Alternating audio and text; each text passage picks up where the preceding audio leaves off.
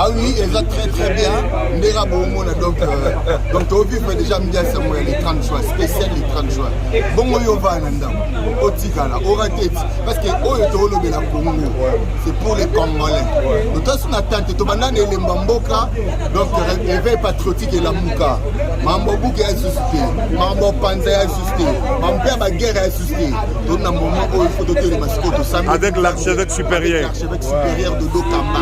C'est le moment de déclarer, parce qu'il y a un prophète. Un prophète va parler, il va donner des messages aux Nzamba baissés pour l'Amboko. Parce qu'après les 30 juin, il y aura la paix durable. La paix durable. Donc après les 30 juin, la guerre ici.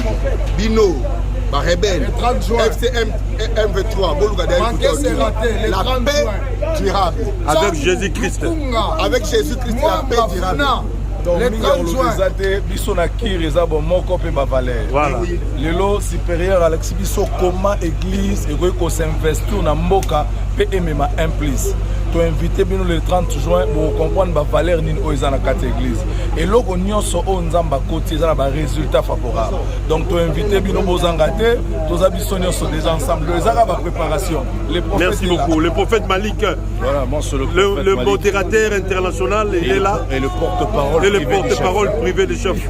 Voilà. Comment les nouvelles pour le 30 juin? On vous invite tous à venir. Voilà. C'est Dieu, Dieu se fera congolais ce jour-là. On a toujours dit que le Dieu d'Israël, mais ce jour-là, il deviendra le Dieu du Congo.